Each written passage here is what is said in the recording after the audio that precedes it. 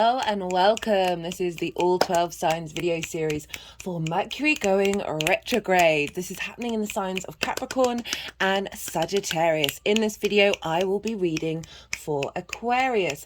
My name's Chloe. I work with card divination, astrology, and I channel energies through my body. It's just one of the ways that I channel. As you can see, my hands are moving around right now.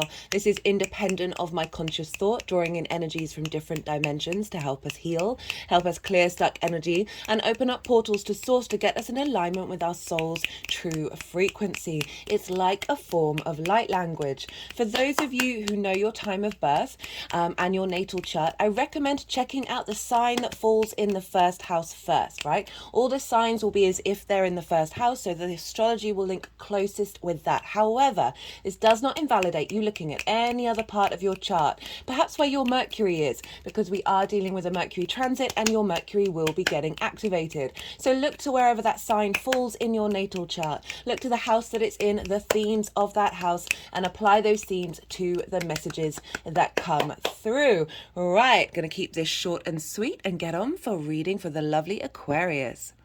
Aquarius rising, how are you doing? For those of you tapping into the Aquarius energy and it doesn't fall in your first house, look to the house that it does fall in your natal chart. Look to the themes of that house and apply those themes to the messages that come through. It's as if that Aquarius energy, with all the connotations of your natal chart, astrological points, celestial bodies, and the themes of the house, all of that meaning has now moved all to the first house. So take what resonates, leave what doesn't. Okay, there's a lot going on with this retrograde.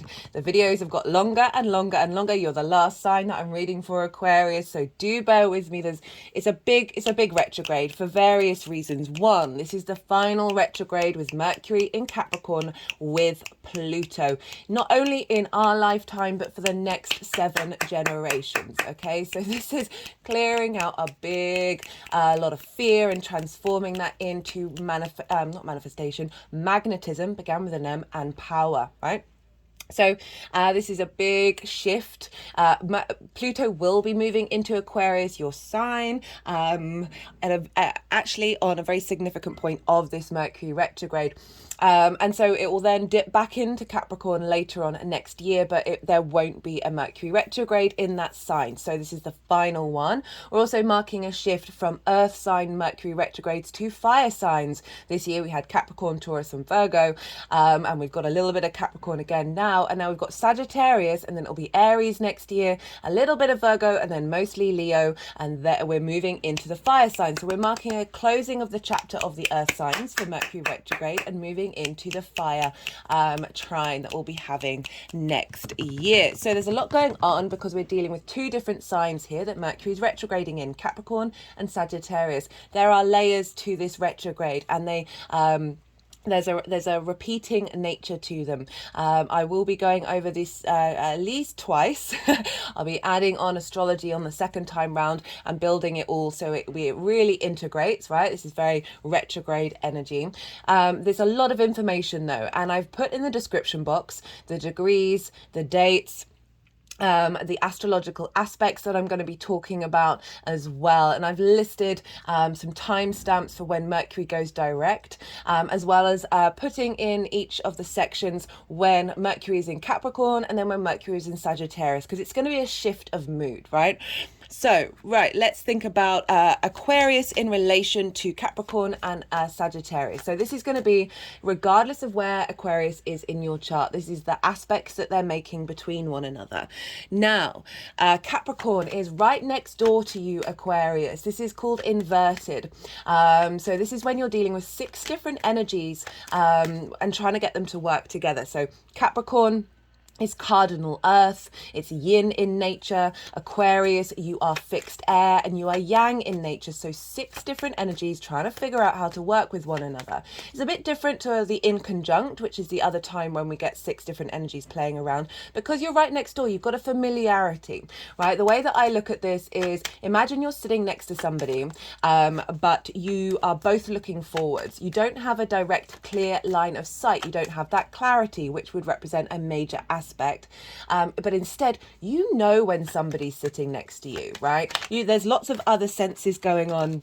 There's a lot is happening on the subtle energetic field. I feel this is more sort of quantum maneuvering, going in on the unseen. There's a familiarity, there's a knowing that there are things next to you, but not necessarily connecting the dots with such clarity, okay? So it's a subtle energetic transfer. It's still very, very powerful. When I say subtle, it doesn't mean that it's not significant, okay?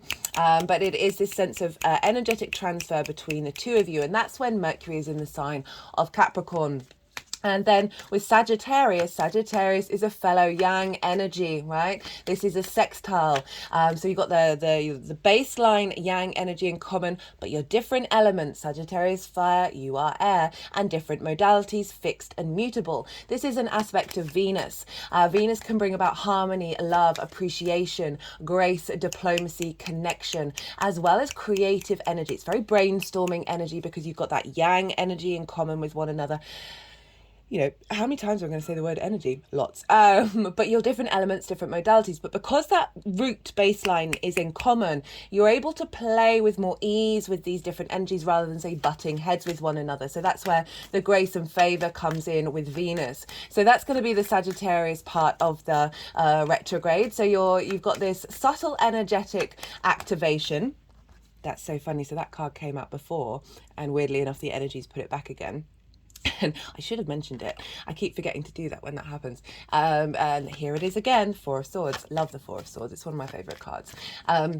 Okay, and then you're moving to a sextile. So then you're getting creative. You're finding harmony with this retrograde and what's showing up. So those are the general energies of what's going on for wherever Aquarius falls in your chart. Now, let's talk about what am I doing with the tarot? Well, I'm pulling cards for 4 different piles and 1 bonus card. The first 3 piles are linked into the retrograde cycle itself because it's a 3-part cycle. And then the 4th pile is how this energy is sort of manifesting, kicking off when Mercury goes beyond that. The bonus card is linked into the Cazimi when the Sun and Mercury conjoin one another at the midpoint of the retrograde. So let's start at the first pile. The first pile is the shadow phase. We are already in the shadow phase. So this is when Mercury enters the degree it's going to finish the retrograde at, goes over those degrees it's going to retrograde over. So this is still part of the retrograde cycle, even though Mercury is going direct. Now, this started on the 25th of November, and so you may have had some clues and some hints show up about what you're unfolding in this retrograde, and also what might be at the end of the retrograde itself, right? So it can be a mixed bag here. It's the shadow, right? So things coming out of the shadow to be revealed. It can also be dealing with and so often I find the shadow phase can be a lot louder than the retrograde itself. I certainly had electronics going a little bit haywire when we entered into shadow. It all depends, right? I've seen it loud, I've seen it quiet, right? But this is usually a time when consciously or unconsciously we are working with the energies of the retrograde already, right? We're laying the ground foundations before we then refine it with the retrograde. My right toes are wiggling at that one. And then, so this can be messages and clues coming up around what that retrograde is looking like for you. And, so, I'm going to talk more about the themes of the retrograde in the next pile, but all the themes I'm talking about in that retrograde, about what might show up, can also show up in the shadow phase, right? So that's from the 25th of November. As I said, you might want to go and look back to what happened around that date, what clues you may have got. Maybe you got some messages from somebody, or had a download, or had a way of communicating that may have marked an old way of communicating, as well as harnessing a new way of communicating coming in. Right, so let's go on to the retrograde phase. So this is on the 13th of December, and this is when Mercury stations retrograde. This is a very powerful time, and then goes backwards and goes over those degrees again. So retrogrades, rewords, revisiting, revising, renewing, restoring, regenerating, just lots of redirection is definitely also a one. There's lots of rewords. For me, retrogrades, I love them, even if they're frustrating, because we're in a very busy world, expecting to rush around and all our plans go, needing things immediately. And the retrogrades go, hey, slow down. Let's slow down. Let's take a breather in order to bring depth and nuance to something. So you've already gone over this territory with it in the shadow phase, and now you're going over it again. So think about when you're learning something new for the first time.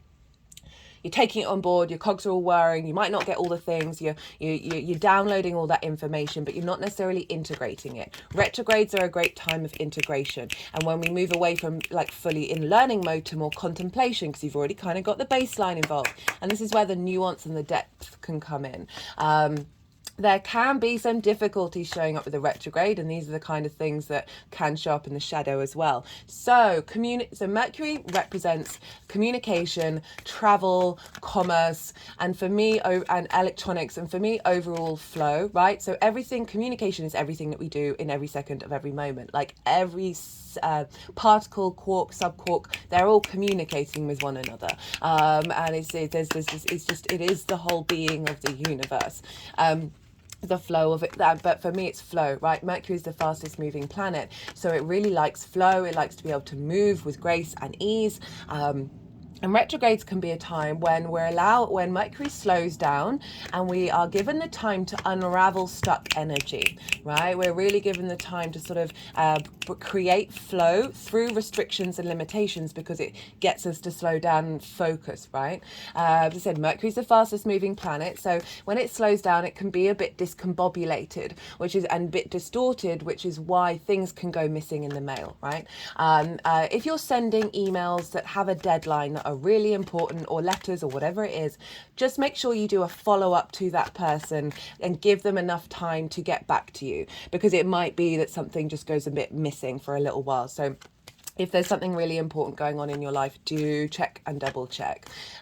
Same with mail potentially going missing. So if you've got make hard copies of something if it's really important, or get it signed for, whatever it is. It can also be a time of people coming back into your life. They can act as vessels of Mercury. I love it when they do this. Act as vessels of Mercury, right? It doesn't necessarily mean that they're going to stay in your life. It can be somebody from your past, actual past, in this vessel of lifetime, or it can be a past life energy that shows up. And it can show up in different ways. So I've found that sometimes someone can just pop into your life to help remind you of a part of who you are, a part of information within you that you may be blocked, that is then being unraveled, right? And it also can be people coming into your life to remind you of old soul contracts and the way you exchanged information with that person. And perhaps it no longer serves you. Perhaps it was an old form that now that you've evolved and grown, that energy is not what you're after. And it's highlighting the journey, right? Mercury protects travelers. Highlights the journey that you've been on internally rather than externally. It can also bring people back into your life, as I said, either from your actual past or from your soul family or past lives, that's going to then play a more significant role in your life, okay? There may be travel delays as well. That's certainly a thing with Mercury, especially in an earth sign, and also Sagittarius, which is like the archer, the half horse, half human. There's a lot of movement with mutable energy, so it might mean that you go on a couple of side quests rather than there may be delays with the Capricorn side of it, and then side quests with the mutable end. So just bear that in mind, and be when you're planning your trips. Obviously, this is over the Christmas period as well, so just hold space for that. As I said, electronics potentially playing up. If you've got things that you want to back up, I recommend that. But all these sort of distortions, all these delays, I find, so I was talking, right, okay, I forgot to mention the bit about, so I find that Mercury actually kind of likes to slow down for a little bit, right? You know, imagine you going at the speed of light all the time, and all of a sudden now you're allowed to look around and smell the roses. However, there's a very trickster side of Mercury. And so when Mercury slows down, it's able to like sort of bring its trickster energy more into life in the 3D world. So that is a part of it. And the other side of all these sort of disruptions, these glitches in the matrix, things going missing, is I find it's recalibrating, right? So we have lots of different energetic fields, lots of different dimensions. So this energy of the planets affects us on all those dimensions.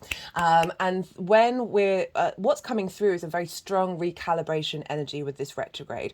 And so sometimes with that recalibration, it makes distortions in the 3D world in order to realign with this new frequency. In the same way as like when you get run down after potentially evolving quite quickly, or when you get ill, that's a recalibration in the 3D form. So just bear that in mind. It helps you give a bit perspective of any sort of discomfort or any frustrations that may be coming up over the Mercury retrograde, and just hold space for the fact, oh, I'm recalibrating, right? Rather than getting really, really frustrated.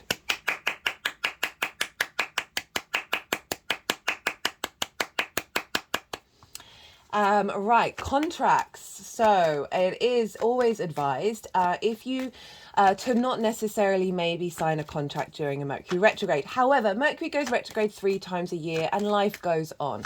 If everything that I say be mindful of, or maybe take these precautions, do what's right for you. You are the universe manifest in individual form. The whole point of us being here is to cultivate and remember our own divinity, our own sovereignty, and work as an individual with our intuition, rather than just believing everything that everybody else is saying and without questioning it. That's not the vibe. That's not why we're here on this earth planet, right? So everything I'm saying, be mindful of. Please just tap into your intuition, but pause, give yourself space to tap into that and see what's right for you, because sometimes it might be that contract you really needed to sign in order to be part of the transition phase of the retrograde. However, if you are, reread the contract and read it 3 times. Okay, three times a charm with the retrograde, because there may be something in there that might bite you on the if you don't check it or don't work with it. Then when Mercury then moves direct. So this is a reason why they say don't necessarily sign contracts, because something may crop up, because we don't have all the answers, right? It's 3 times on the track, and it's not until Mercury goes beyond that all the answers come into gear. Yes, we get clues during the retrograde, but there may be something really significant towards the end of it that you might, because you've preempted it and gone full direct mode when we're in a retrograde, that's when things might get a bit distorted. So just do bear that in mind. It's a great time to revise contracts. So this is a great time to do projects in general, but let's go back to the contracts, because we're finding depth, we're finding nuance. Steve Jobs had a Mercury retrograde. Mercury retrograde in natal charts, they're constantly over-analyzing and going over things. There's a real sense of the scientist, the maverick, the very, very high intelligent figure with Mercury retrograde. So Steve Jobs was obsessed with finessing, right? Finessing and mastery. This is definitely retrograde energy of the shape and the design of the Apple products, right? I've never had an iPhone, but I have held an iPhone plug in my hand, and I'm like, oh, that just, you can feel the quality of it. So retrogrades bring that nuance, that depth, that mastery, and the quality to an area of your life. So great time to finesse something. So if there is a contract that can wait until after the retrograde cycle, this is a great time to go over it, because you've got the patience and the skills and the depth to do so. Another thing is, as I said, like working on, contracts with people, right? Interpersonal contracts. This can you be having conversations with someone about a relationship dynamic that maybe there hasn't been the space for, there's been a block around talking about it, and now there's a space to be able to really talk about it and really get into the weeds and bring nuance and depth to that. Okay, this may be old people in your life coming back into your life if there may have been a rift, in order to have that conversation and in order to facilitate either growth and a release of that soul contract, or an elevation of that soul contract.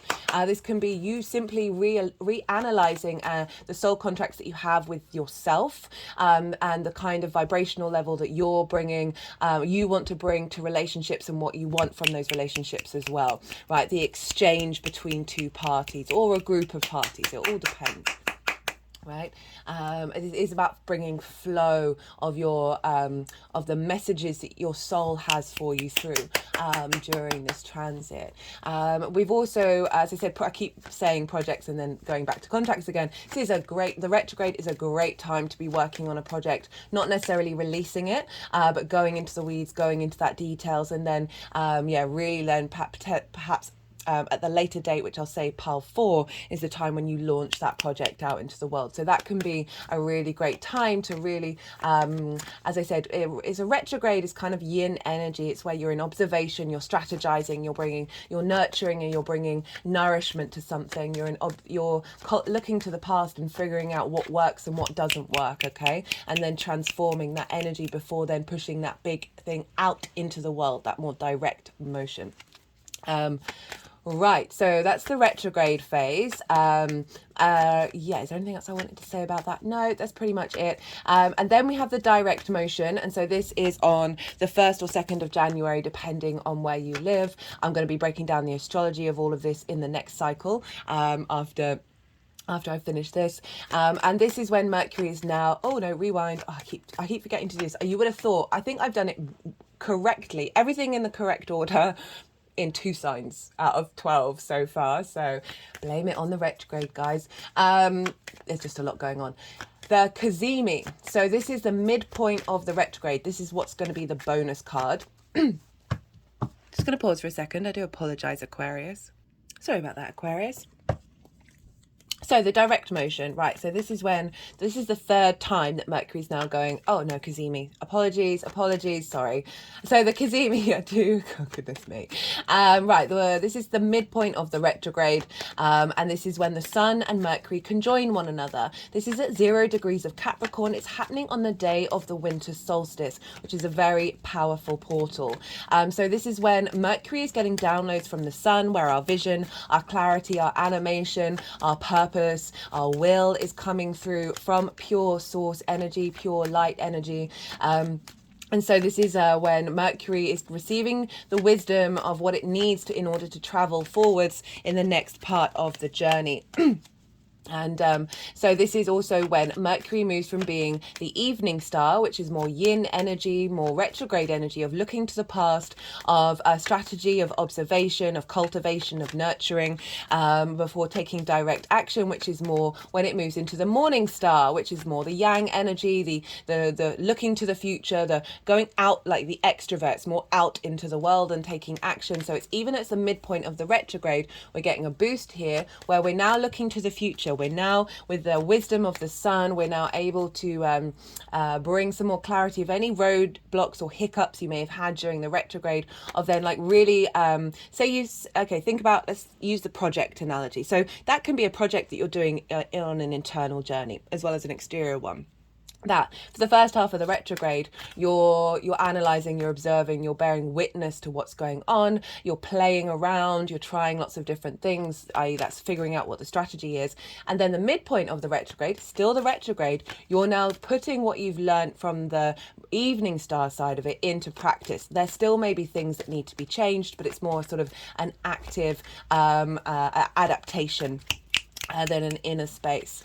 So that's the Cazimi, and I'm going to be pulling a card for that to let you know what sort of energy is being downloaded at the time of that powerful portal. So 3rd pile. Direct motion. This is happening on the 1st or 2nd of December, depending on where you live. Sorry, January, new year. And this is going to be a great time to set New Year's resolutions. I'm going to talk more about that when I go over the astrology. I've listed in the description box time zones for you to figure out when Mercury goes direct, because I think that's going to be a great time to set New Year's resolutions. And this is when obviously Mercury is now more direct, more yang, more extrovert. It's more taking action out in the world. So now, but you're still going over the same degrees again. So it's really then adding on that final layer to whatever it is that you've been working on. There may still be some other clues and other hints that come through with that direct motion. You are going to see a bit more manifestation with everything kicking off with that, but I find it's not until the 4th pile that things really start to get going. So we've got Mercury like really being able to see things a bit more clearly now, being able to make a bit more decisions and collect information that is and act and share information that's more in alignment with the end result of the retrograde.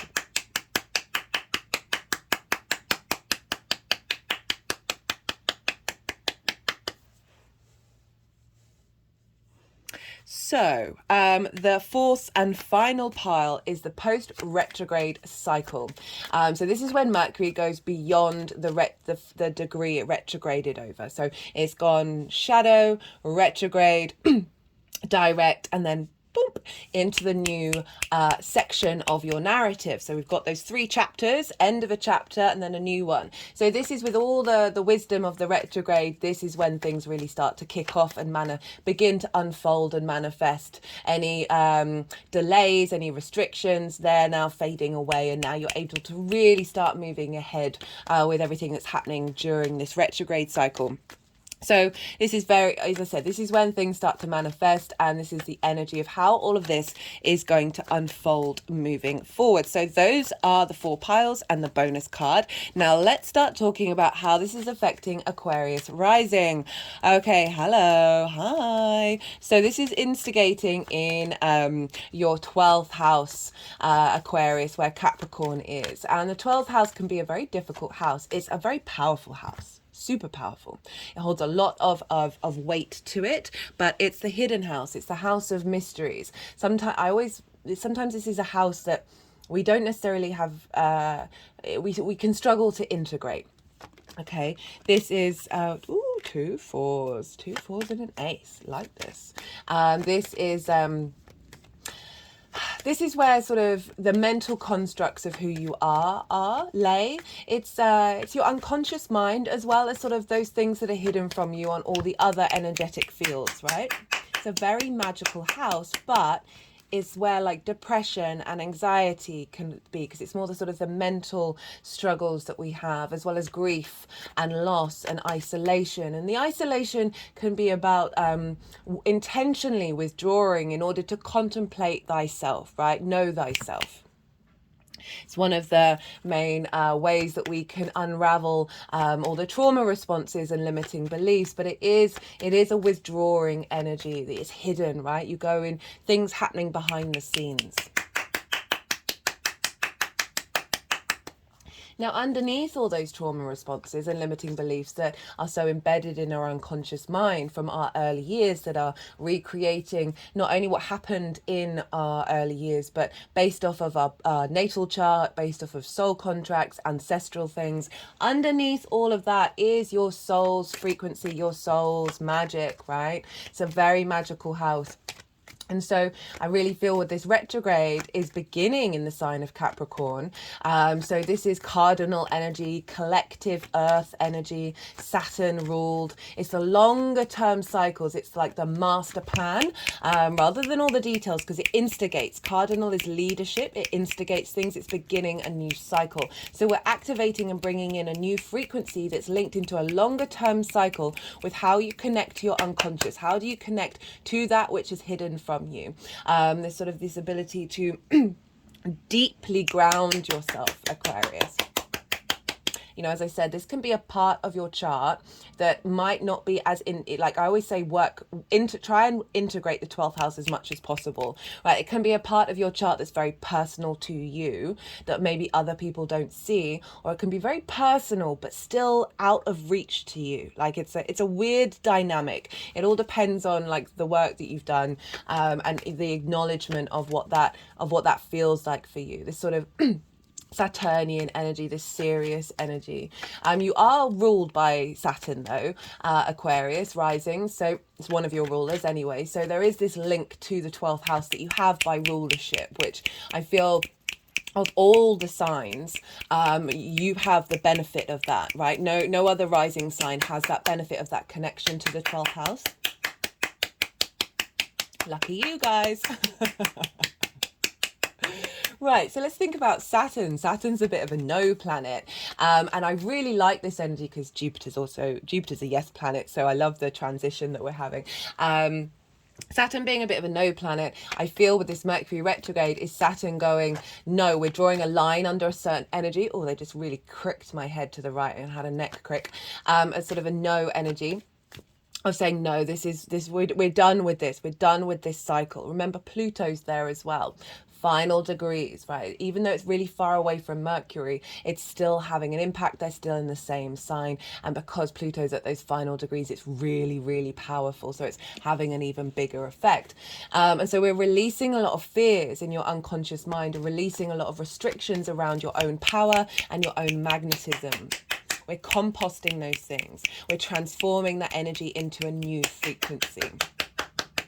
Now, what else does Saturn represent, which also plays into the themes around Capricorn, is duty and responsibility. It's hard work, strengthening long foundations in order for them to last for the long-term cycle. This is about knowing your own authority and in alignment with your integrity. That's the most important thing, because otherwise authority gets distorted, right? Especially if we're then trying to dominate rather than allow other people to be in flow around us. So it's like authority, integrity, and that leads us to our legacy. And that really brings in a real strength of a longer term cycle here with this Saturnian Capricorn instigating frequency of saying, I have the confidence and the authority to say no. You know, this can be, as you know, those demons in your mind where you're like, no, I'm bored of this. This isn't serving my longer term cycle, right? I'm transforming that energy. And also activating your magic, right? Your magic is connecting to, okay, I really recommend Aquarius risings. Getting in alignment with the movement of the seasons, right? So often Capricorn is associated with hierarchies and structures, and so it's linked into like the banking system and like the top 1%. Let's ignore that for a second. Yes, that's valid, but let's bring that down to you. It's about the longer term cycles of this planet and the human being before civilization. Okay, so I talk a lot about this. When did I talk about this? I think it was in the Pluto and Aquarius, because I did a bit about what Pluto and Capricorn meant for me, and how I saw that show up is suddenly everyone's into breathwork. So since 2008, so suddenly everyone's really into yoga. We discovered that trees talk to each other. The mycelium network, permaculture has become a really big thing. These are the longer term ecostructure cycles and systems of the earth. This is very Capricorn energy. You want to tap into the solstices and equinoxes. You want to tap into those cycles, because that's where your magic is. Tapping into breath work, tapping into yoga, getting and hanging out in mountains if you possibly can, or have an image of a mountain when you do meditation, because Capricorn is the mountain goat. Right, so I'm going to talk more about that when we get to the Cazimi. So we're instigating this new cycle of you not clearing old trauma responses and limiting beliefs that may create depression and anxiety and grief and loss about who you are and where you're at, and then activating your power, right? Capricorn, wherever Capricorn and Aquarius are in the chart, which for you is your 1st and your 12th, are ruled by Saturn, and these signs can take a while to mature. So depending how old you are, it's usually around mid-30s that these signs really start to get activated. Like, it doesn't feel as hard work as they were leading up to that, right? So Saturn does represent hard work. You can flip the switch on that and activate that sooner by being in awareness of that, by being in awareness of the fact that these signs do require some effort. They do require some hard work in the best possible way. Rather than seeing that as a burden, you can raise yourself up and see that as a benefit for your longer term cycle. So that's why when you get older, you tend to sort of stop you stop caring while at the same time comfortable with the expansion of time rather than the immediacy of youth, right? Okay, so that's the Mercury bit in Capricorn. So we want to look to where Saturn is, because whatever's going on with Saturn is impacting what's going on with Aquarius and Capricorn. So Saturn for you is over in your 2nd house of your resources, your skills, your tools, in order to make regular money. This is manifestation energy. This is where your value system is, the things that you value, as well as, most importantly, how do you value yourself? So Saturn is impacting the 12th house because Saturn is working a longer term cycle of making sure that you value yourself in a very healthy, committed, responsible, integral way, that's activating your legacy in terms of your value. as well as then your skills and your resources and getting more commitment into building them. And this is all feeding into the 12th house, as I said, of clearing away trauma responses and limiting beliefs that have blocked your true ability to see the true 100% value of who you are. You are universe manifest in individual form. Also, Saturn is helping tap into the magic of your 12th house via your skills and your tools and your resources that you have in order to make and manifest. Okay, so powerful energy coming in from Saturn with the beginning and the end part of the retrograde cycle. So Mercury will then move into Sagittarius. So as I said, this is a sextile energy, and now this is ruled by Jupiter. So we've moved from the no planet and the activation of a new frequency, and we've moved into the mutable yes of Jupiter and Sagittarius. So we're now adapting, we're changing, we're shifting gears, we're expanding, there's more yes, there's more play in your 11th house of hopes and dreams, friends, groups and alliances, and reaping the benefits from your 10th house. So this new activation in your internal unconscious space is not just your unconscious mind, but that which you are unconscious to on the many energetic fields and levels of your being and your soul, is now all feeding into, oh, now we can adapt our hopes and dreams to this new frequency. Now we can adapt maybe perhaps limiting beliefs we have around the kind of people that we draw towards us and how we are in groups and alliances and friends, and really activating and shifting and changing and expanding and finding wisdom and more generosity with ourselves, with those around us, in terms of that Jupiterian yes energy. And bringing about a shift and a sense of abundance around reaping the benefits from your 10th house. As I said, clearing out blockages around visibility, around value, right? Saturn in the second, influencing the 12th of this activation that's affecting the 11th of perhaps you feeling subconsciously that you aren't of value, and therefore you are not reaping the benefits from your 10th house, which is your career and life purpose house.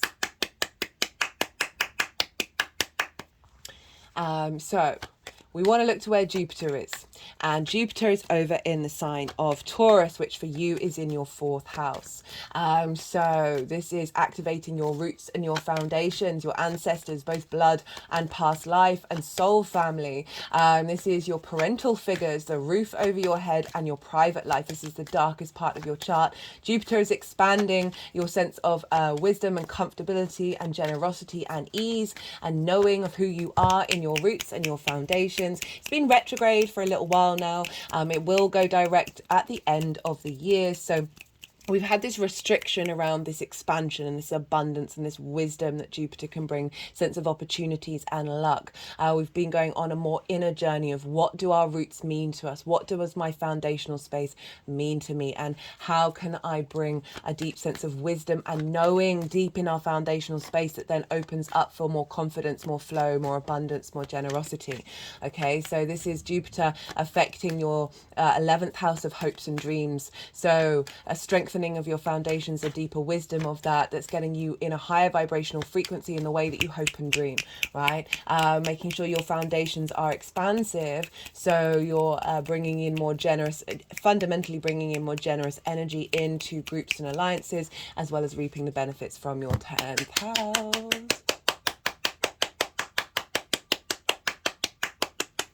So that's pretty cool.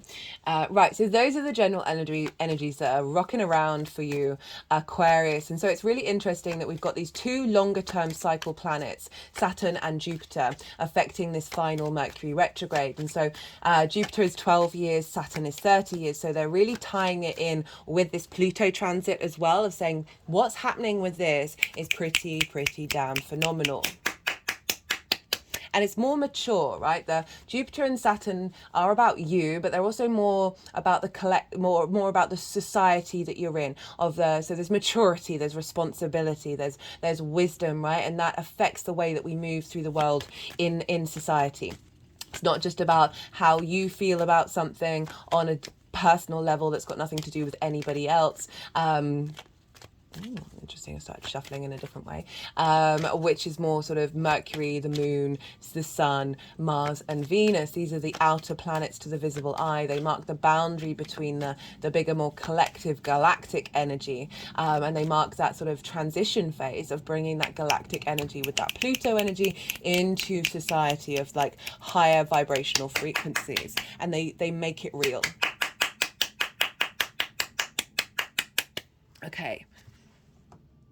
Okay, now let's get into some astrology. So I'm going to break down those cycles of the 4 piles and talk about the astrology at the time of the exact when Mercury goes exactly retrograde, exactly direct, and then what happens on that post retrograde cycle phase.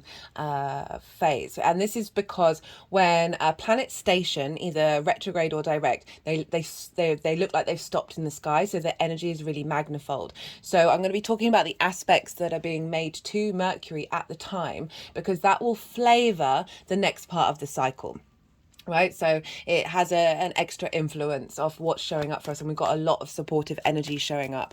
So the shadow phase, that was on the 25th of November, and that was a couple of days before the Gemini full moon, which is significant for 2 reasons. So as I said, you might have seen things crop up around the 25th, of clues about what the retrograde is going to be about, as well as what the end result of that retrograde may be.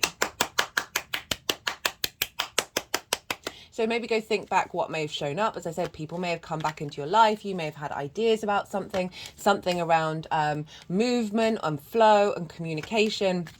So yeah, just have a think about what's shown up for there. And let's think about that full moon. So I recommend... Right, let me say why first. That...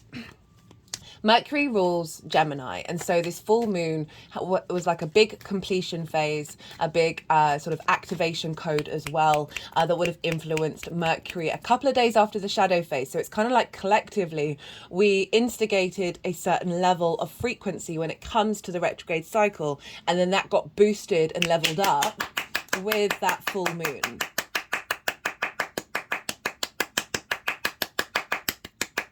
So I recommend, if you want to, don't have to, but if you want to, go and check out that series. That was the last one that I did, because when I work with lunation transits, this is more of a 6-month cycle. So I incorporate the new to the full moon, but it's more, so for that full moon in Gemini, like the download that came down for that full moon, that sort of completion and elevation and the download, that energy is then unfolding over the next 6 months. So it's the way all the planets work together at that time that then downloaded and influenced. So you might want to, there's a collective reading where I break down the astrology in way more detail, as well as the all 12 signs series. So you might want to go and check that out to see what sort of happened with that full moon in relation to Mercury, because then it might give you a deeper understanding of what this retrograde's all about. Now, with that full moon, there was a exact square with Neptune, who was retrograde at the time. And for me, that very much felt like, because the square's a manifestation energy, it is about clearing away delusions of that Neptune being retrograde, and activating a new higher vibrational frequency coming from source, which is for me Neptune, our direct portal into source of all the dimensions, all the frequencies, all the realities. Can be very idealistic, can be very sort of what's that word, unconditional love, right? So all the possibilities, source energy is it's like your children, right? Like just loving them unconditionally for existing, right?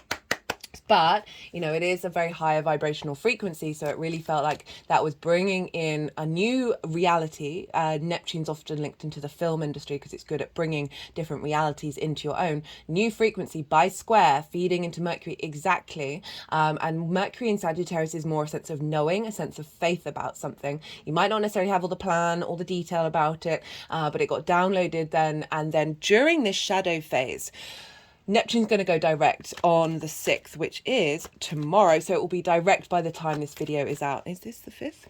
I'm terrible with dates, which is hilarious for an astrologer. It's only because of astrology that I kind of know what's going on. Right, anyway, enough about me.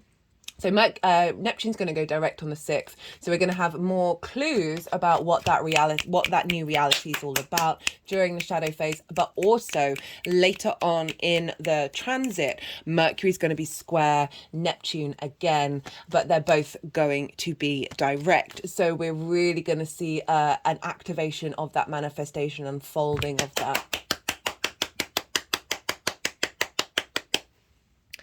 And I'm just going to pause and figure. I just had something came into my mind and I want to go check it out. Sorry, Aquarius. I just wanted to check when Mercury was going to be sextiling Neptune, because it's going to be in Capricorn, and that's going to be on like the 2nd of February.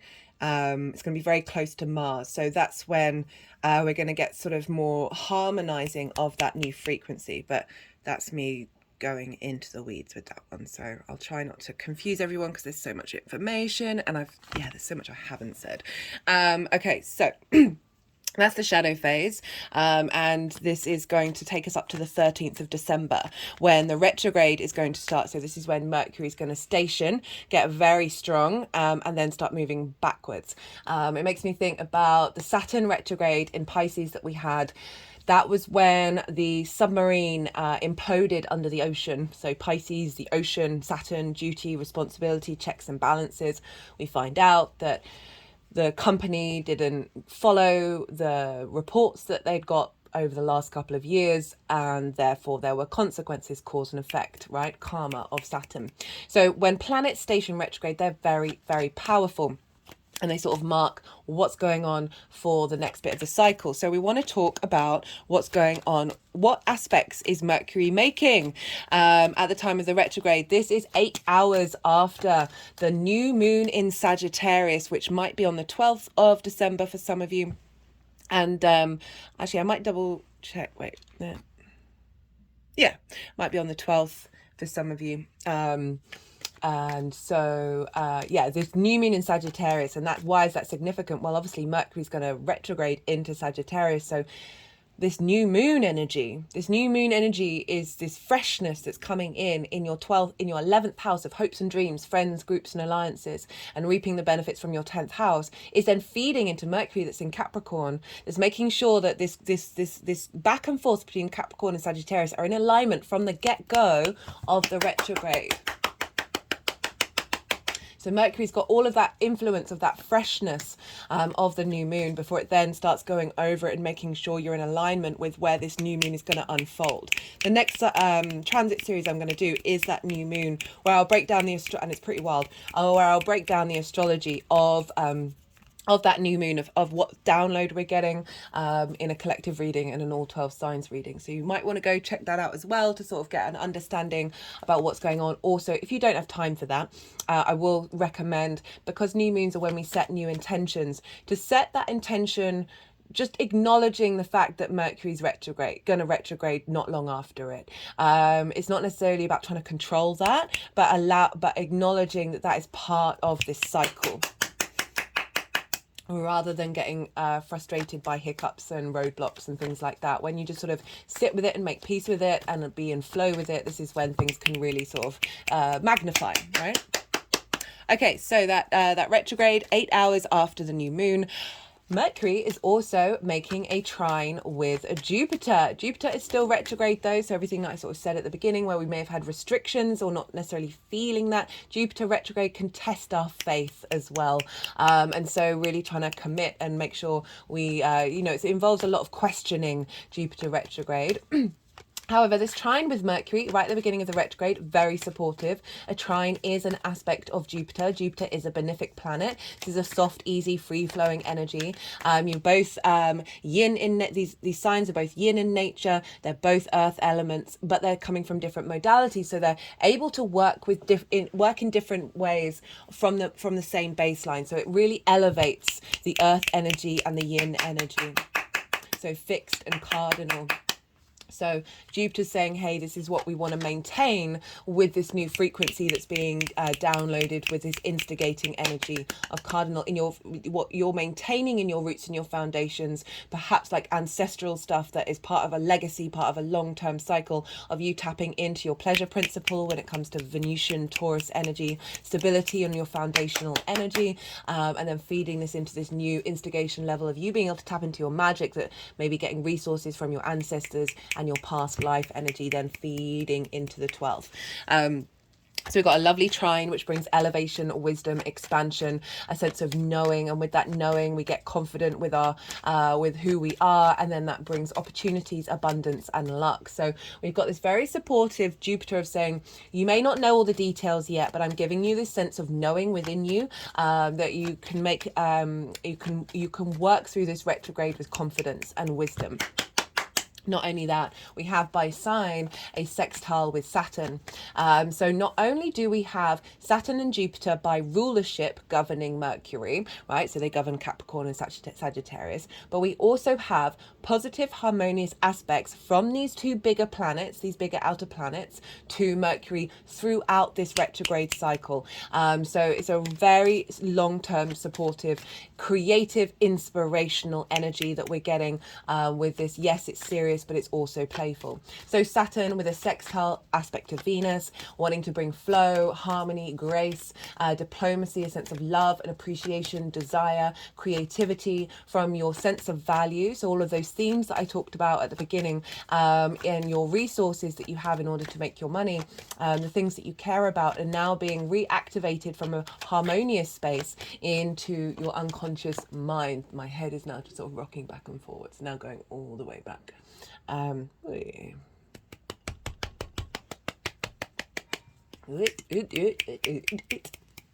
Clicking over the throat chakra, around the left ear, around the right ear, and back to the throat chakra.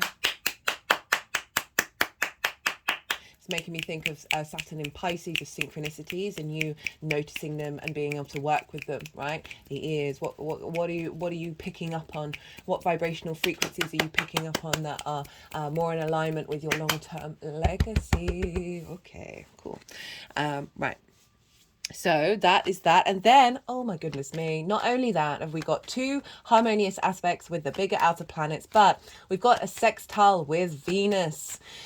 She's in the sign of Scorpio. She rules the sextile. This is her vibe. This is what she likes. She's in the sign of Scorpio now. She moved yesterday evening, which was Monday. And now she is in your 10th house of your career, your life purpose, how the big outside world sees you, your reputation, your visibility. It's the brightest part of your chart. It's where the sun is at its peak on the day that you were born. And so let's focus on life purpose, because career can facilitate your life purpose. Your life purpose does not have to be your career. Venus moving through here is a sense of more grace, more ease, more flow. She wants you to feel good about where you're headed and what you're doing, feel more comfortable and get creative about what your life purpose is. What does that mean to you? What does your career mean to you? Bringing some more a sense of desire to engage in where you're headed, right? And this is by sextile to Mercury. So again, a very positive, supportive, creative, harmonizing, graceful energy. Yes, she's in Scorpio, but this is the first time since the South Node has left.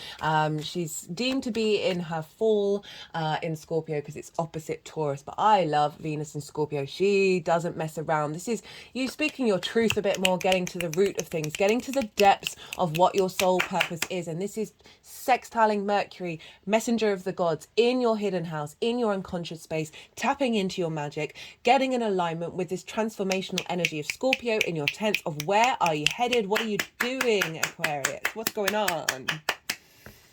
So that is the retrograde.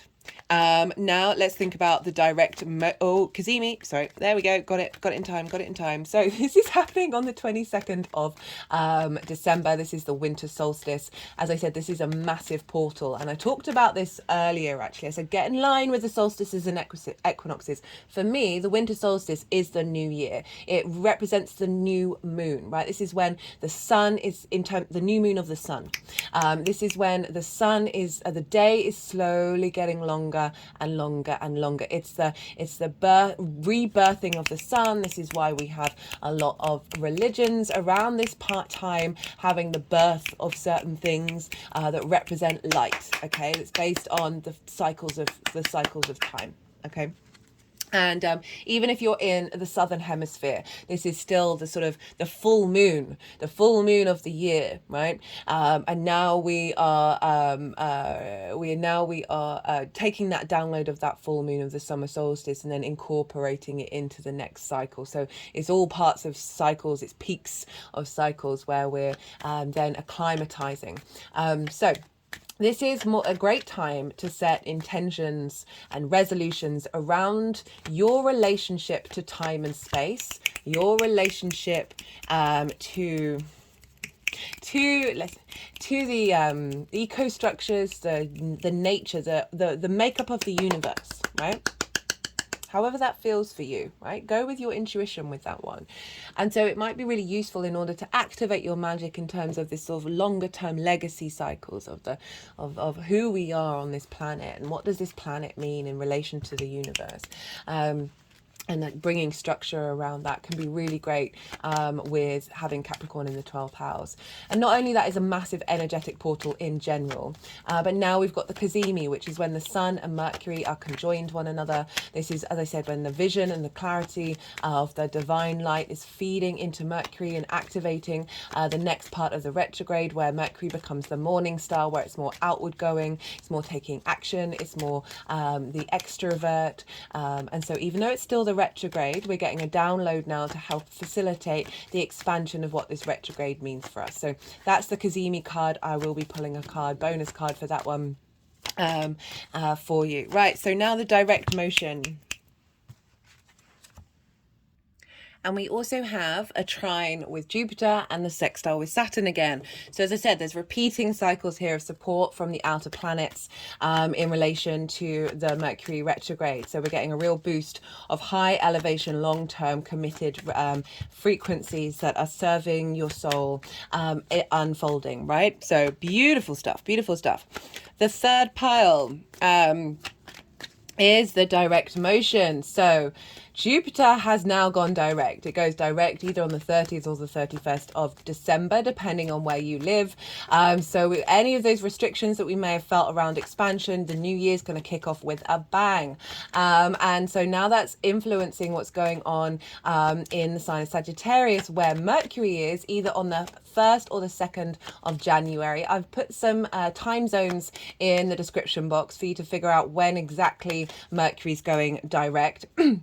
And in order to, I feel like this is a really great time to set New Year's resolutions. So these can be a bit different. They're more linked into the Gregorian calendar, which is more of a societal thing and a numbers thing and a connection to your desires in society, right? Rather than the longer term sort of your connection to the whole, right? So it's a funny one.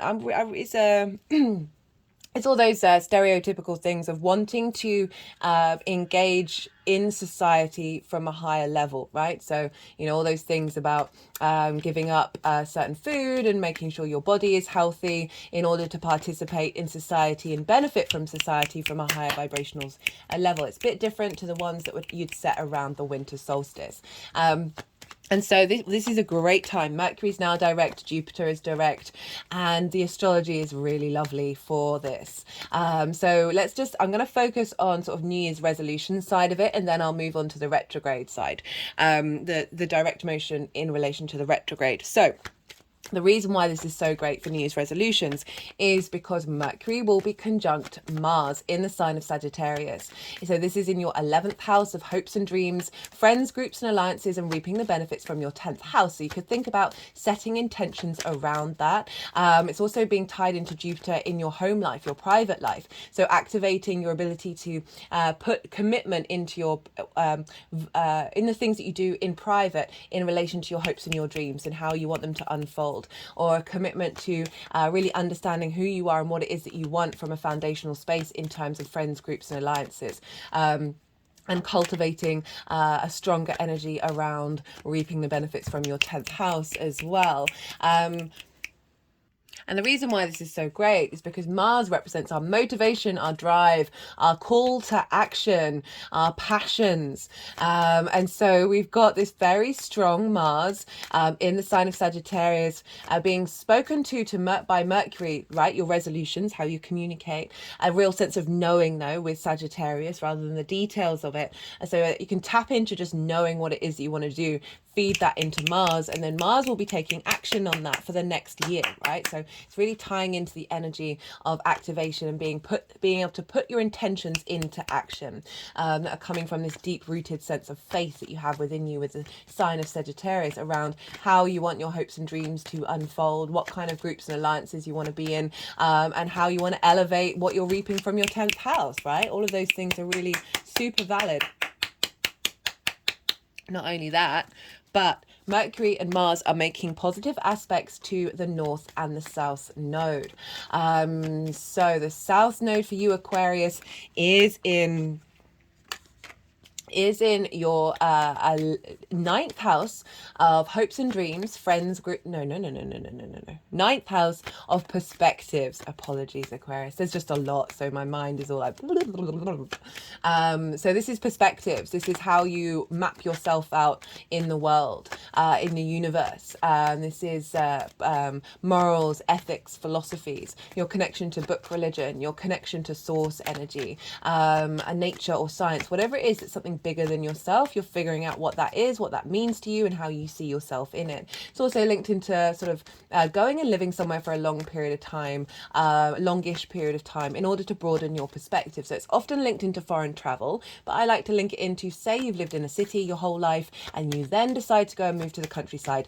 That's going to be a different perspective. This also can be a different dimensional perspective as well. It doesn't have to be in the tangible 3D world. It can be in any of the dimensions or any new perspectives coming in from the universe, and then figuring out what to do with them. The South Node is moving through there. You're refining your perspectives. I've done a South Node, North Node, South Node, Aries and Libra transit series. It's in its own playlist, and that's where I talk about the sort of major themes for the 18-month cycle, as well as in each introduction I talk about the North Node in Aries, South Node in Libra, the combination of the two, and how it just goes into a lot more detail about what the North Node means, what the South Node means. So you might want to go check that out because it is a part of a longer term cycle. It's very supportive for your Aquarius rising because it's trining your ascendant and sextiling your ascendant. And then we've got, so that's a creative outburst of refinement of how you see yourself in the world, right, in relation to Mercury in your hopes and your dreams. And so it's bringing your perspectives, this higher refinement of perspectives, in line with this new frequency coming in the way that you hope and you dream, and connect to groups as well that are more in alignment with those perspectives, and perhaps seeing more validation in the way that you express yourself from your perspectives, that is causing reaping the benefits from your 10th house. Okay, we've also got the trine with the North Node over in Aries. Now, Aries for you is in your third house of communication. This is the house of the goddess, where we bring the big picture philosophies and perspectives from the house of the gods over in the ninth house into our day-to-day. It's where we bring meaning into our day-to-day. It is about your local community, the things that you do on a day-to-day basis. It is communication. That can be all forms of communication as well as sort of learning something new for the first time. And so we've got this trine with the North Node of you being able to express yourselves clearly, express your perspectives clearly from a very independent place, and also it's your day-to-day, right? So this is facilitating the expansion of you being able to take action in your day-to-day that's linked into your hopes and your dreams, and bringing towards you communities and frequencies that are more in alignment with this new vibrational frequency that's being activated. And so this can also, if you tie this into the resolutions of bringing in the ability on your day-to-day to implement this, and find meaning in this, and therefore be able to perhaps commit to it with a bit more strength. We've also got that square with Neptune. So that's over in the sign of Pisces, in your second house of how you value yourself, feeding into your hopes and your dreams. So this new elevation of this reality into helping you dream, not understand your value, and then be able to dream from a higher vibrational level, as well as your value, your skills, your resources being more readily received by friends, groups, and alliances. And again, your value being appreciated and therefore reaping the benefits of that from your 10th house. So lots of repeat themes showing up here. And my favorite aspect is the square with the asteroid Juno over in the sign of Virgo, which for you is in your brain freeze, sixth house of work, health and routines. I do apologize for that one. Is it? No, that's Cancer. Virgo's after Leo. 8th house. Blame it on the retrograde, guys. Blame it on the retrograde. 8th house, 8th house, 8th house. And this is, we've got Juno there with the moon at the time of Mercury going direct. And I love this because Juno represents commitment. So that's in alignment with setting these new resolutions, these new intentions, and also your intentions and your commitment of pushing this new vibrational frequency forwards with this direct motion in terms of the retrograde itself. So the 8th house is the give and take between you and the outside world. This is the sort of very transformative house. It's linked into sort of bigger chunks of money. So that can be bonuses, commissions, mortgages, loans, inheritance, 3D inheritance, as well as cosmic inheritance. But let's focus on the exchange, right? The give and take between you and the outside world. That's you and anything other than you, right? Time, money, things, energy, intimacy, ideas. This can be one-to-one relationships, friendship groups. This can be like corporations, collectives, as well as source energies. Again, it's a very magical house. But we've got Juno, a commitment, your ride or die, connecting to your moon, where your needs are being met and nourished, right? A commitment to that, a commitment to boosting your intuition, to understanding what resources are at your availability, right? Getting an alignment with a more healthy frequency of relationship dynamics, having squaring your hopes and dreams, squaring friends, groups and alliances, making sure that they're in alignment with this new frequency, and also getting the resources that you need in order to enact your hopes and your dreams.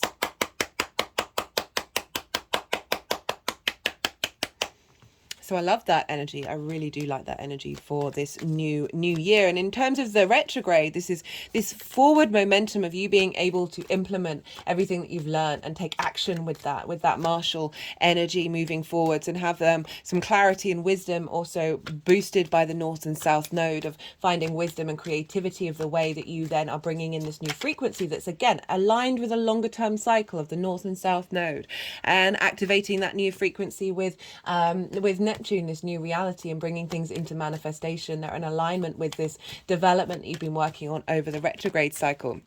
So then we've got the post-retrograde cycle pile, right? This is the 21st of January. So this is after Mercury moves beyond the degree it started the retrograde at. So as I said, you may get things manifest with the direct motion, but I see it more come into fruition or get activated, and more momentum moving forward when planets move beyond that degree that they started the retrograde over. So the 21st of January, again, we've got Mars conjunct Mercury, but this time in the sign of Capricorn. So Mars loves being in Capricorn. It's exalted in Capricorn. The higher vibrational frequencies of Mars show up here. Real commitment to do the work, to put the hard work in, do what you need to do in order to create and bring your passion back into your life in terms of this longer term cycle. Mars moving through the 12th, I find, is very protective. Right? It's able to find your intuition to instinctively protect and clear away. It can represent cutting, clear away difficult energies in your unconscious mind, but also have the motivation and drive to instinctively take action on the magic frequency that you're now implementing. and really be able to understand yourself at a deeper level through the actions that you're taking. So bear witness to what actions you're taking. But we've also got Mercury conjunct Mars again. So again, we've got Mercury, the intent of the information that we're sharing of this longer master plan of Capricorn to Mars, which will then get implemented by Mars. We've also got the trine with Jupiter, and now Jupiter is moving forward. So we've got a bigger sense of expansion, a deeper outward knowing of what the longer term plan is, and then really implementing that wisdom from your roots and your foundations moving forwards of like cultivating this frequency of your connection and your integration with your 12th house. It's allowing you to open up your hopes and dreams, open up frequencies of friends, groups and alliances that are more in alignment with this new shift of dynamic that you've had, that you've recalibrated now, as well as activating resources and abundance in order to facilitate reaping the benefits from your 10th house. Again, Saturn with the sextile. So again, we've got these repeat cycles of the trines with Jupiter, the sextiles with Saturn, as well as those two ruling Capricorn and Sagittarius. So the sextile with Saturn at the beginning of this cycle, this new cycle of you really having a sense of knowing what your value is, even if it's on an unconscious level, that is then rippling into your unconscious mind, that is then activating new pathways. My head's sort of moving side to side right now. New pathways that is facilitating the sense of abundance, right? With that Jupiterian air energy over in Sagittarius. So there's a lot going on, but as I said, they are repeating cycles. So we're seeing familiar themes, we're getting clues and more information each time we go around, and then that final boost on the 21st of January. Speaking of the 21st of January, this is the day that the Sun and Pluto enter your sign at the same time. This is wild. The astrology with that is wild. It just blows my mind every time. So you're getting a real big shift of clarity and vision about what that transit's all about. This sort of depth of magnetism of self, this transformational energy that you're getting in your first house, Aquarius. This is huge. I will probably doing a little bit of a transit series with that one. It is going to dip back into Capricorn again, but not for very long next year, and then it will be fully back into your sign. Wow, amazing. So we've got this real sense of you being impacted, like this shift of this with that Pluto and Sun moving into Aquarius at the time when we've got this new cycle beginning after everything you've worked through in your unconscious space, and then really allowing you to hope and dream, and then that intensity and magnetism of Pluto kicking in with the willpower of the Sun, of you being able to embody that, is pretty powerful stuff. Okay, so that's everything that I wanted to say in terms of the astrology. I would recommend you check out where your Mercury is in your natal chart. Because this Mercury is going to get activated. So the themes of the house that Mercury is in for you will show up. So that's going to make it a bit more personal to you beyond this general reading. That's kind of everything that I wanted to say. Goodness me, went on for an hour and 10 minutes. But they're still shuffling and not all the cards have come out. So you'd think they would have done, right? But they didn't. Sometimes they do. Sometimes they come flying out. Sometimes they don't. It is the luck of the draw. Now, I'm going to go, you've just had the Yang Day action side of the reading, the extrovert, the go, go, go, all the stimulation, all the information. And yeah, so now we're going to have a little bit of yin night, rest and digest energy. Because I'm going to soften my mind and go quiet. I'm going to let the energies move through me. They're going to keep shuffling. And when they put the deck down, they're going to do some energetic work. They're going to move the cards around, and then they're going to put them into the final piles. And then I'll bring around the tarot into the astrology when they have finished doing that.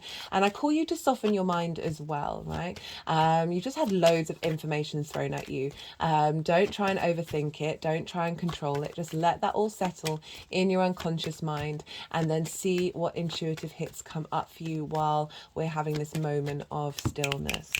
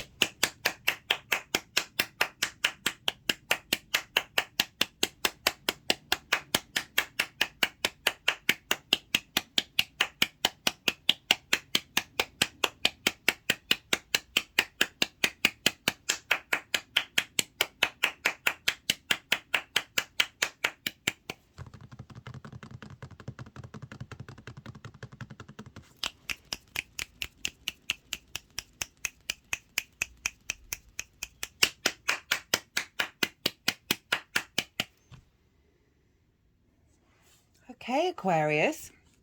So, I mean, it took a little while to get there, but I was kind of thinking, well, maybe it's because we're dealing with the 12th house here, which can feel a little out of reach and take a while to reveal itself. So we've got for the shadow phase, we've got the Five of Swords and we've got the Page of Wands. The Five of Swords, for me, out of all the cards in the tarot, this is the one where I'm like, oh, that's energy is so... I mean, it just represents the nonsense of the unit of this 3D world that we live in, right? Because it's about domination. And it's about victim mentality as well. There's a real sort of jagged energy. You see it in the clouds. You see it in this figure's face, right? They look so smug, and you've got people crying off in the background. And it represents winning at all costs, right? But at what cost? And there's a real sense of domination here. And it's... it's like battles of words as well. But you see here, this figure, they've won, but they've won the Three of Swords. Now, I think across the board, even if you don't know anything about tarot, you know that image where it's the heart with the three swords and there's rain in the background of like, this is grief, this is pain, this is heartbreak, this is like distortions of the heart, right? Maybe things that people have said or done. And this is sword energy. So he's carrying the Three of Swords. That's what they've won, right? So there's an element of, if we're thinking about the 12th house and the 11th house, let's start with the 12th house. This can be the bully in your room, in your head, right? This can be... that which, you know, the mind is addicted to the hormones you produce, from the feelings that you feel, from the things it says or shows you. And the mind is a very energy hungry being. So it's going to go for the shortest, easiest, quickest route. And so often that is cortisol and adrenaline. And this is when we get the anxiety and the vicious cycles, or your mind being horrible to you, or whatever it is. The mind's just doing it because it needs that energy, and it's the quickest way to get that energy.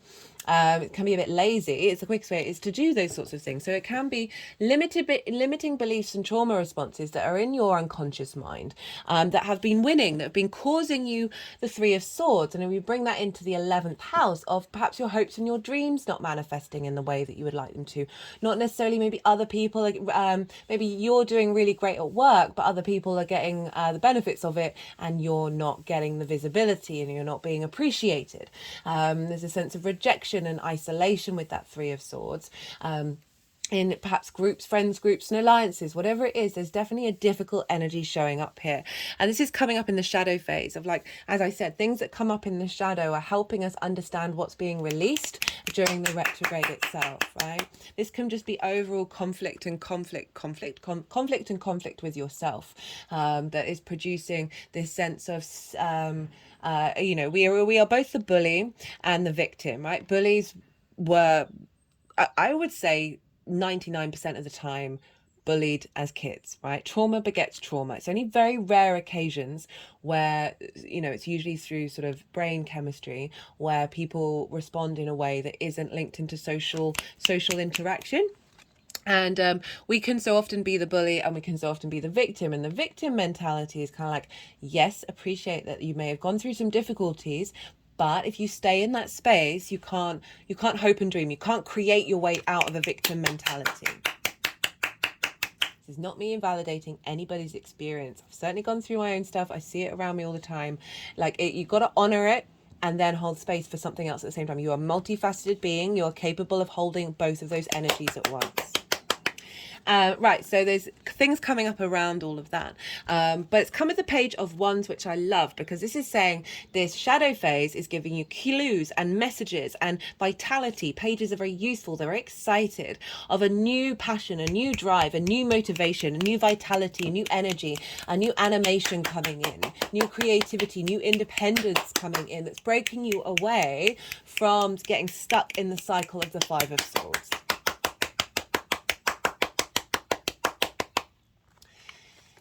And with this card, it's always like, do you need to be in conflict? Do you need to win? Is there a possibility of everybody getting what they want, right? That's just for, yeah. So great energy, even though it's difficult, right? But it's great that that's showing up because it's saying this is what's being transmuted, this is what's being cleared out. Remember that Pluto energy is clearing out of your 12th house, which can link into fear, fear of the unknown, and it's getting transformed and manifested into more power and more strength. Okay, for the retrograde itself, we've got double fours. So this is saying something's coming into balance. We've got the Four of Pentacles in reverse, and we've got the Four of Swords. Now, the Four of Pentacles in reverse, so what the traditional way of reading this card is holding on to something, being really rigid. Right, being a bit miserly, and you know, I don't often read that card in that way because I see this as personal sovereignty, personal power that then manifests in the 3D world. But that is not what I'm getting with this one. I'm getting the traditional reading, and so I always like to honor the first thing that comes into my mind. But it's in reverse. So it's saying that the retrograde phase, and I want to do these two together and not separate. So the Four of Swords, if you see here, the Three of Swords are over the top, right? So we're linking in that Five of Swords with the Four of Swords. This figure knows that they're somewhere safe. They're in a church, but you know, we don't have to link it into that. It can be just knowing that you are held by something bigger than you. There's a sense of ease coming in to allow you to contemplate, to be in a state of meditation, to work through something in order to find the Ace of Swords, find your clarity, find your truth. So I love this combination with that Five of Swords of saying, whatever heartbreak and heart issues that you've had, like that pain of the Three of Swords, right, that can come about through that conflict, whatever's come about with that, you're not holding on to it anymore. The retrograde is helping you work through that. I mean, I'm pretty sure you can see the end cards, right? Big shift. So this is really saying whatever's going on here, whatever things in your unconscious mind that your unconscious space is held on to, that is no longer serving you anymore, are getting released, right? You're letting go. There's that miserliness as well. So often when we've gone through heartbreak or we've gone through conflict, we then stop acting from a space of love, because we feel depleted, we feel worn out, we feel resentful, that if you may be giving, that you're not getting that in return, and it can be confusing, and then it can mean it actually diminishes the way that you love and the way that you give in the world. And that can be to yourself as well, right? It can have a knock-on effect. And this really feels like a letting go of that and finding real peace and real clarity. The Kazemi card that's showing up is the Ace of Pentacles. So this is a renewal. This is in the sign of Capricorn, so we've got earth energy.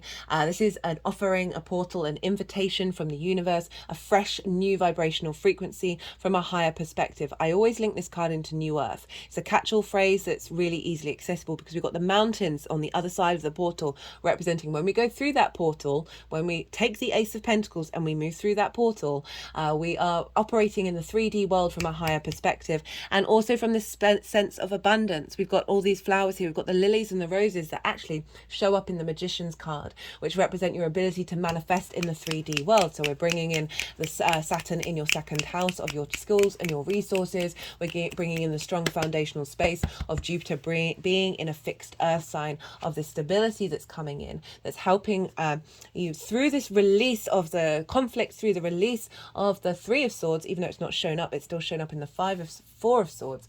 Release of letting go, of being more in ease and being more in flow, and operating from a higher vibrational frequency that I talked about, that's facilitating your hopes and your dreams, how you interact with big groups. And again, perhaps, as I said, a renewal of what benefits you're reaping from your 10th house as well. Remember, Venus is over there at the retrograde. She's sextiling this energy, so she's bringing in a new possibility here.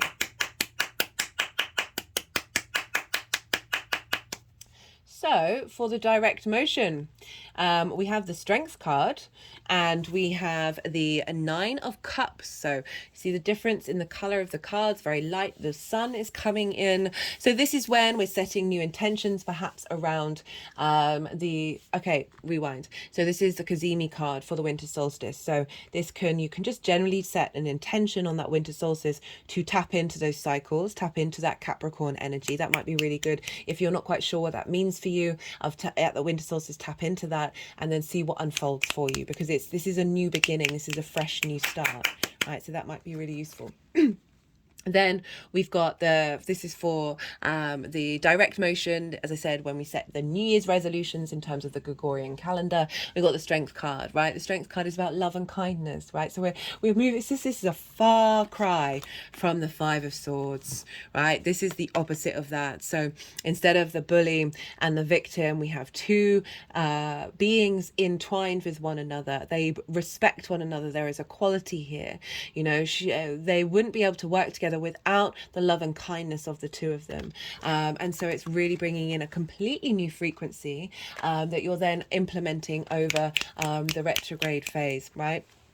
Leo energy for you is in your seventh house of one-to-one relationships.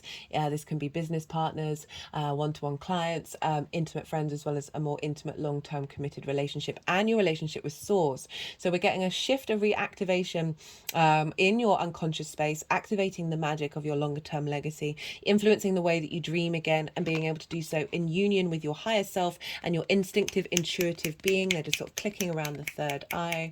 They're tapping on the third eye of the lion and of the higher self figure, and now over the, I'm sorry, I don't know if you can see it from it's blocked in the way that I can see on the camera, and now over at the middle of the infinity symbol, which is saying getting you in flow. There now, one finger is now making the infinity symbol over my third eye, and now moving all the way around the third eye, linking it all together in a torus field.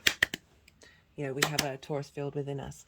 So this is really just highlighting this sense of this huge shift of dynamic away from holding on to old habits. And this is about compassion. This is about, another word for this card is lust in the Aleister Crowley deck. And it's like lust for life. We can't truly enjoy this life without operating from a place of love and kindness. And that is the higher perspective. And it's so difficult to do. And I was talking about that then. Like, it can be really difficult when we feel like we've been depleted. We feel like we've been attacked. Or then we then attack others because we're repeating that mechanism of power, right? It's about dominance. We're moving away from dominance. This isn't about trying to control something. This is about being in union and in harmony with yourself, right?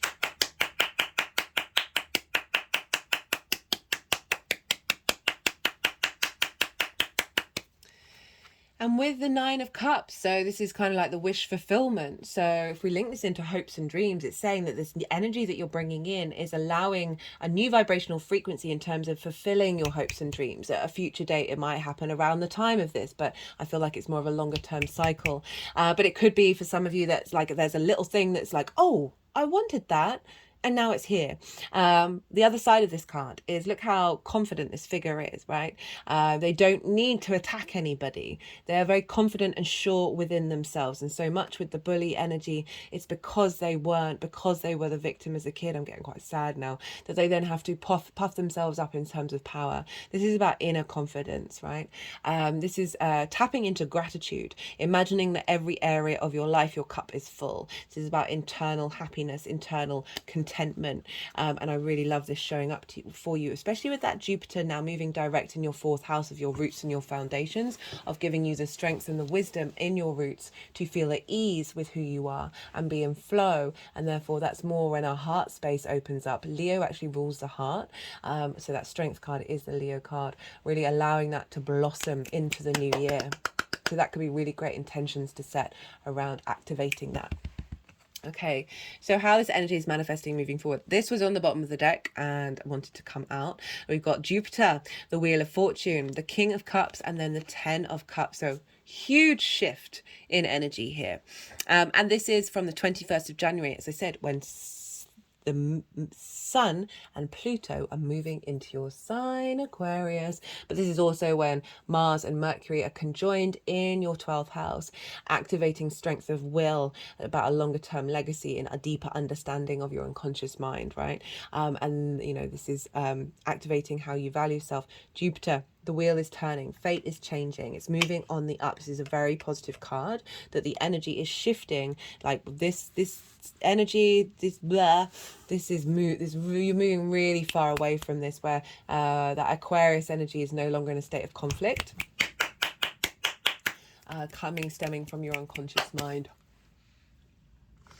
and it's come with the King of Cups and the Ten of Cups. So the Kings, they are only able to take a really confident, direct action based on the nourishment of the Queens. They are in their own sovereignty. The King of Cups is very emotionally in control. It's sitting on a throne on the top of the ocean.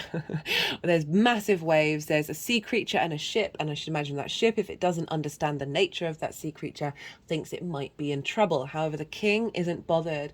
This is big creation energy. This is big intuitive hits. Your ability to understand your emotions. It's not about denying them. It's about harnessing them and but still remaining in your own center of peace.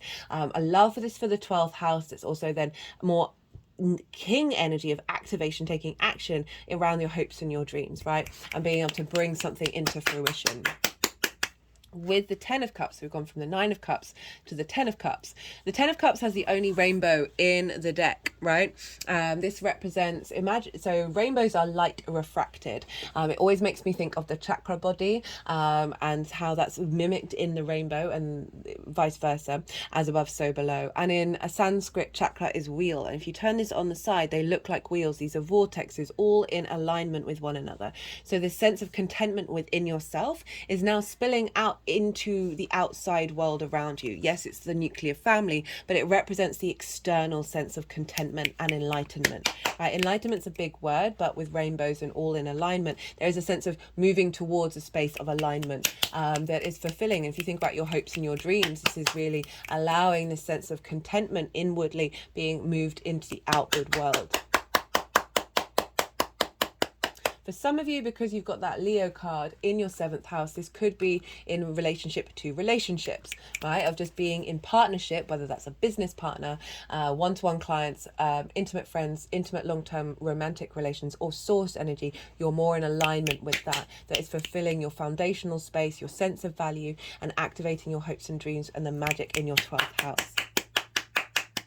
Okay, let's get some qualifiers. Let's get some clarifiers come out for you, my lovely Aquariuses. Let's see what wants to come through. Oh, my third eye is just going wild right now. Oh, I've got the Hanged Man. Crossroads, transition, turning points, decisions. It's focusing on transition. There is such a shift that's happening for you, Aquarius, where you're able, the Hanged Man's all about divine wisdom as well and changing perspective, right? There is an element of limbo with the Hanged Man. Obviously, we're in a retrograde. It's about pause. Allow yourself this pause. Allow this energy to recalibrate within you. It might be on the subtle energetic field, as I said, because we're dealing with the 12th house here. So just be mindful of perhaps your dreams. It might be good to write down what your dreams are about, or tend to your sleep cycle during this phase so you get enough rest to recalibrate. Okay, let's get another one. Let's get another card for my lovely Aquariuses. This is Neptune as well. So again, activating that new reality. Whee! Okay, they're moving, shaking quite fast with that one. Got emotion, control of self. So a sort of that's repeating that King of Cups energy. You know, the 12th house, that distortion energy, anxiety, grief, all of that, we can get quite lost in it. And so, as I said, those response mechanisms that are from our early years that may have distorted our sense of reality. The fact that you've got the King of Cups and then emotion, control of self is really, and we're moving to an 8 year, by the way, we're in a 7 year now, we're moving into an 8 year of really feeling how that inner peace that I talked about with that enlightenment, right? It can mean that things around you are still not going exactly how you want them to. You may still have emotional response mechanisms. Oh God, that's such a dry way of saying it. You still may have very human responses to things, but it's about acknowledging you're a multifaceted being. You have the capacity to hold space for different energy, hold space for the fact that yes, something may be going on that you know, oh, what's that about? But create a bigger space where there's just that inner peace that you have and that control. Right, let's get one from the numerology deck. Let's see what wants to come through. Got abundance. Well, abundance, you know, with that cup energy, it does feel like an emotional abundance, personal growth. And we've got love. That's lovely. So it's really, again, it's that releasing of those old constructs and allowing the magic to come through, right? Not holding on to conflict, but there's, yeah, moving away from dominance and conflict. However that shows up in your life, you may be that, other people may be that, you may be both of those things. And really, you know, Venus is playing quite an important role in this transit, and I haven't brought her in because she's moving quite a few signs, and I did, you know, they've been going, these videos have been going on long enough. This is now the longest reading. But Venus is actually governing a lot of what's going on. It's not until Mars moves into Aries that Venus won't be basically ruling the roost. And so she does represent love. And what's going on with this transit is activating a higher frequency of love. However that shows up for you. Like, it doesn't just have to be about somebody else. It's because we're dealing with the 12th house, it's very much about releasing of old love language that you may have picked up that actually wasn't serving you. Okay, they're really clicking around the third eye with that one. Yeah, so and then bringing in your soul's love language, which is love and abundance. Okay, Aquarius, I'm going to leave it at that because 1 hour 40. Sorry, not sorry. I am a person of context. The personal readings that I do are at least 2 hours long. So this is a big transit. Thank you so much for being here. I hope you enjoyed. Be good to yourself, Aquarius. Be good to those around you. And most importantly, be well until we meet again.